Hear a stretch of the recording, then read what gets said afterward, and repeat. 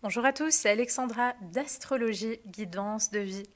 Donc je vous retrouve aujourd'hui dans cette première vidéo qui va évoquer des interactions dans la synastrie entre certaines planètes. Donc dans cette première vidéo, je vais évoquer le contact entre les luminaires. Donc je vais évoquer l'interaction entre le soleil d'une personne et la lune d'une autre personne en synastrie. Donc je rappelle que j'évoque l'interaction en général, donc ça peut être n'importe quel aspect. Évidemment, je vais essayer de nuancer ou de donner un peu plus d'informations selon certains aspects qui me semblent signifiants à dénoter, mais de manière générale, je parle de cette interaction. Donc Soleil-Lune en synastrie, surtout en synastrie sentimentale, donc en comparaison sentimentale de thèmes. Souvent, ça a une très bonne réputation. Moi, je reste un petit peu plus prudente sur ça parce que Soleil-Lune, c'est pas forcément aussi idyllique qu'on le pense. Disons que c'est une bonne paire, comme on dit. C'est forcément c'est le couple, hein. Soleil-Lune, Soleil c'est l'énergie Yang, Lune c'est l'énergie Yin. La Lune, tu es ma Lune, la Lune de mon Soleil, je suis le Soleil de ta Lune. Voilà, il y a un côté effectivement complémentarité. Effectivement que souvent on a des relations assez importantes en amour. On peut avoir des relations qui vont jusqu'au mariage lorsqu'il y a un contact entre Soleil et Lune, et surtout si c'est une conjonction, et surtout si le Soleil de l'homme touche la Lune de la femme. Parce qu'évidemment, le Soleil va représenter l'homme et la Lune va représenter la femme. Donc forcément, une conjonction Soleil-Lune, Soleil-Homme, Lune-Femme va être une bonne complémentarité en fait entre les deux énergies naturelles des individus pour bien s'accorder ou avoir une affinité ensemble. Pour autant, ce n'est pas pour ça, il faut voir le reste du thème encore et toujours, ce n'est pas pour ça que tout va s'accorder ou que voilà, tout va fonctionner ou que tout sera compatible, parce qu'il faut voir aussi, par exemple, ok, Soleil-Lune, mais si le Soleil de l'homme, sur son propre thème à lui, il fait un carré à Pluton, par exemple, bah, automatiquement, la Lune qui est superposée au Soleil de l'homme de la femme, elle aura sa Lune qui est au carré du Pluton de l'homme. Donc il y aura quand même des crises. Donc c'est toujours pareil, rappelez-vous qu'en synastrie, d'abord il faut voir à qui on a affaire. Quels sont les individus qui composent déjà cette synastrie? Donc il faut voir déjà qui est cet homme, qui est cette femme. Bon, évidemment, excusez-moi, je fais un peu... Là, je parle plutôt pour les hétérosexuels, mais pour moi, c'est beaucoup plus facile parce que je parle en énergie masculine et féminine. Mais après, évidemment, vous associez, vous faites un petit peu votre comparaison avec vous-même. Hein, si vous êtes parce que dans un couple, il y a toujours une énergie yang et yin, hein, il faut le dire. Donc, si vous êtes la personne un peu plus yang dans le couple et l'autre un peu plus yin, voilà, vous attribuez, si vous voulez, vous attribuez l'énergie qui vous correspond. Donc, de manière générale, Soleil-Lune, en tout cas pour un homme et une femme, le Soleil, si c'est l'homme qui a le Soleil, c'est mieux, et si c'est la femme qui a sa Lune, c'est mieux. Sauf si l'homme est naturellement très lunaire, qu'il a une lune dominante, alors dans ce cas-là, son mode de fonctionnement sera lunaire, donc sa lune à lui, ça sera mieux, ça va passer. Donc vous voyez, ça dépend vraiment de plein de choses. Mais généralement, il y a une complémentarité qui peut aussi se voir avec un trigone, un sextile, bien que ça va être un peu moins ressenti, ça ne va pas amener quelque chose de vraiment flagrant, c'est juste une complémentarité dans les énergies. Bien qu'il faut quand même dénoter que la personne lune, la personne qui sera concernée par la lune, sera normalement beaucoup plus attachée à la personne soleil que la personne soleil. Parce que forcément, la personne qui est concernée par la lune, c'est elle que on va dire son astre, enfin son luminaire est touché. La lune, ça représente ses émotions, sa sensibilité. Donc, si vous êtes la personne lune, c'est vous qui risquez d'être beaucoup plus attaché ou même parfois dépendant de la personne soleil. Parce que le soleil, ça représente l'identité de la personne en face de vous. Donc, c'est vraiment ce qu'elle est. Donc, si cette personne est sur votre lune, waouh, vous avez l'impression que c'est votre roi, c'est votre soleil, c'est votre dieu, voilà, ça vient toucher, on est vraiment attaché à cette personne. Donc c'est pour ça qu'il faut avoir un bémol, parce que la personne soleil, elle peut se sentir parfois même en charge ou responsable de la personne lune. Donc il faut voir un petit peu comment ça se joue. Donc normalement, c'est une complémentarité avec une conjonction, un trigone et un sextile. Le carré peut montrer ça peut montrer quand même une difficulté parce qu'il y a un carré, ça veut dire forcément, en tout cas dans la plupart du temps, c'est fait entre deux signes qui ne sont pas vraiment compatibles et du coup, même s'il y a un très fort attachement qui peut naître lorsque deux personnes ont un carré soleil-lune, selon les signes, ça va être compliqué d'avoir, en fait, ça va être compliqué de se comprendre. Le soleil pourra trouver, la personne soleil pourra trouver la personne lune beaucoup trop sensible, puérile, immature ou dépendante. Et la personne lune pourra trouver la personne soleil beaucoup trop égocentrique, détachée ou même paternaliste. Donc voilà, il peut y avoir une incompatibilité lorsque le soleil d'une personne forme un carré à la lune d'une autre personne. Donc ça, il faudra voir parce que ça n'empêche pas qu'il y ait un attachement. Enfin, il peut y avoir un attachement, il peut y avoir une affection entre les deux personnes, il peut y avoir un sentiment de lien finalement qui les unit quand même, mais c'est un peu plus tendu parce que la personne qui est marquée par la lune, elle peut avoir l'impression que ses sentiments ou ses besoins ne sont pas compris ou ne sont pas nourris par la personne en face, ou que la personne en face, elle vit une vie professionnelle, elle vit une vie à l'extérieur qui n'est pas compatible avec le besoin de vie privée de la personne lune. Ça, c'est quelque chose qui peut se voir aussi dans le carré et l'opposition. Donc vous voyez, faire attention quand même, parce que des fois, on vulgarise un peu en astrologie. Oui, soleil, lune, c'est super. Des fois, pas forcément en fait. Et même la conjonction, c'est pas forcément super, parce que comme je l'ai dit, si la personne a un soleil ou une lune qui, sur son propre thème, forme un carré à Pluton ou à Neptune, la personne en face va se taper aussi toutes les énergies de Pluton et de Neptune de son conjoint ou de sa conjointe. Donc voilà, au niveau de la parentalité par exemple ou d'une autre style de relation, il peut y avoir un très fort attachement évidemment. Pareil, la personne lune peut être très très attachée à la personne soleil, peu importe que la personne lune soit le parent ou l'enfant, il y a un très fort attachement, il y a un besoin de nourrir l'autre, de prendre soin de l'autre ou d'être nourri. Donc voilà, je dirais que l'aspect négatif de ce genre de contact, c'est comme je l'ai dit, surtout, ça peut se voir surtout lors d'un carré, mais parfois ça peut se voir aussi dans une conjonction. La personne qui est marquée par le soleil, elle peut agir d'un mode plus l'attention est sur moi, cette personne elle m'aime ou elle est attachée à moi. Et elle peut agir d'une façon beaucoup plus égocentrique finalement, elle est un peu justement le rayon de soleil de la personne lune. Et elle peut parfois agir un peu comme un père ou de façon paternelle. Elle peut vouloir diriger ou guider un peu la personne lune.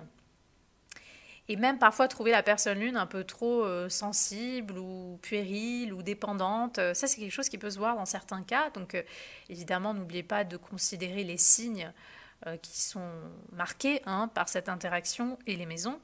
Et la personne lune, parfois peut-être pourra-t-elle trouver la personne qui est marquée par le soleil un peu trop égocentrique, un peu trop autoritaire, qui manque un peu d'émotion.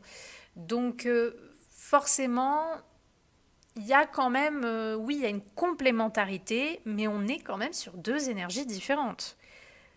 L'une personne est sur une énergie solaire, donc plutôt extravertie, ou du moins confiante, c'est là où elle prend sa place, c'est là où elle établit et impose sa personnalité. Et la personne lune, elle est plus sur un mode intérieur ou attachée. Elle est plus là pour vivre une vie privée. Elle est plus là pour montrer de l'émotion, de l'attachement. Parfois, elle est là pour être aussi, elle se sentira vulnérable. Elle se sentira plus sensible, elle se sentira touchée. Donc si vous voulez, la personne soleil peut avoir un très fort impact sur la personne lune parce que la personne soleil va directement toucher et frapper de plein fouet les émotions, les attachements et la sensibilité de la personne lune. Et la personne lune peut se sentir d'une façon soit trop attachée, soit réagir de façon gamine ou puérile, ou avoir besoin de la personne soleil juste pour des choses dont elle a besoin, pour se nourrir intérieurement. Donc vous voyez, c'est une interaction qui peut quand même être plus complexe. Donc rappelez-vous, effectivement, moi je dirais que l'aspect le plus sain, même s'il ne va pas être très ressenti, je dirais que c'est un aspect de trigone. L'aspect de trigone entre le soleil et la lune d'une personne, entre 0 et 5 degrés, je dirais, d'orbe, pas plus. Ça va être intéressant, le sextile aussi, mais c'est pas des aspects qui vont être très fortement ressentis. La conjonction peut être très intense, très forte, mais il faut voir les thèmes individuels de chacun. Il faut voir si le soleil ou la lune de la personne forment des aspects difficiles et conflictuels déjà sur son propre thème à d'autres planètes.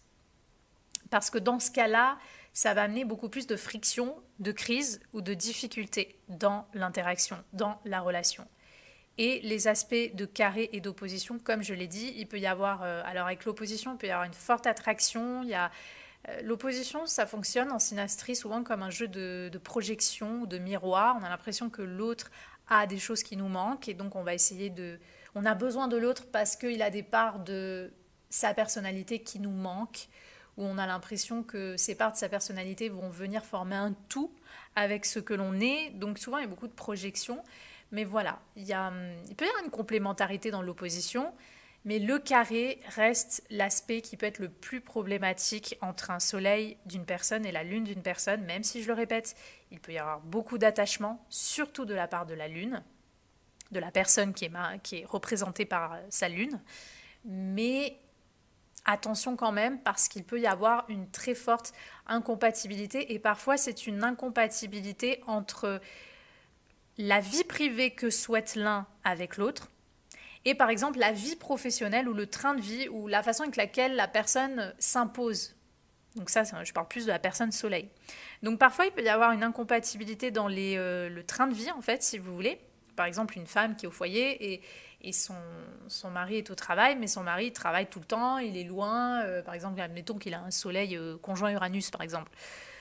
Ben, la femme lune, elle va être lune, carré, soleil et Uranus en même temps. Donc du coup, c'est-à-dire que son conjoint, oui, ok, elle est attachée, mais sa façon à lui de vivre sa personnalité et son train de vie et sa vie extérieure, sa vie publique, bah, c'est toujours dans les voyages.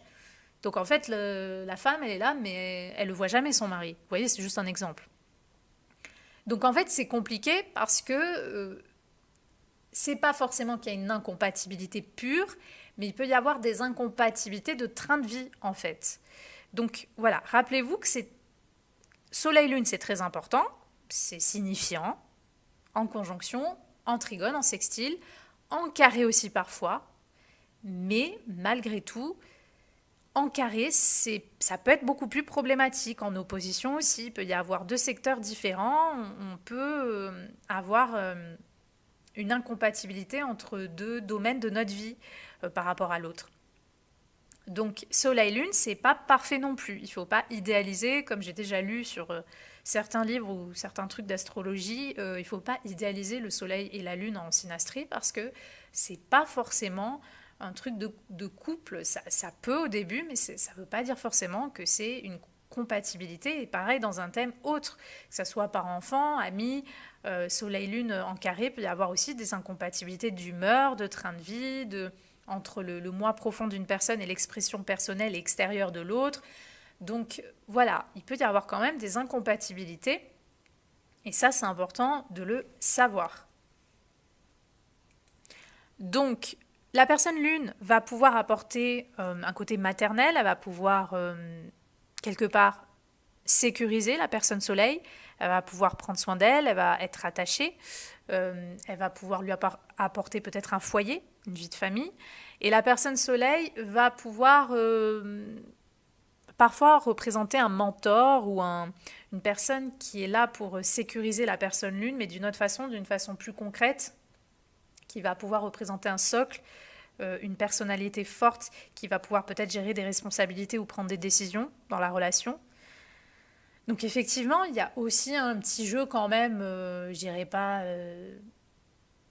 dominant-soumis, mais souvent il y a toujours un pôle un peu plus fort dans une relation de quelqu'un et un pôle un peu plus faible, si on peut dire ça comme ça.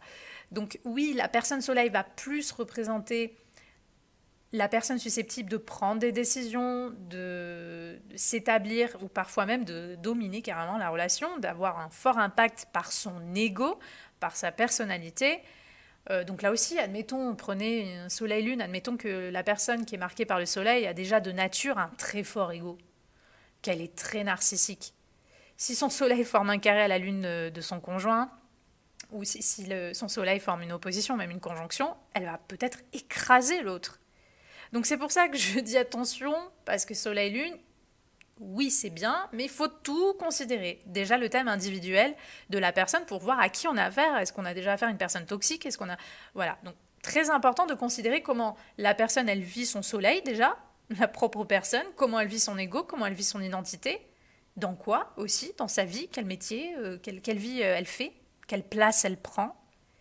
Et la personne lune, comment elle vit ses émotions, quelle est sa perception de la vie privée, ses liens familiaux. Vous voyez? Parce que ça aussi, c'est important de voir exactement à qui on a affaire en thème individuel.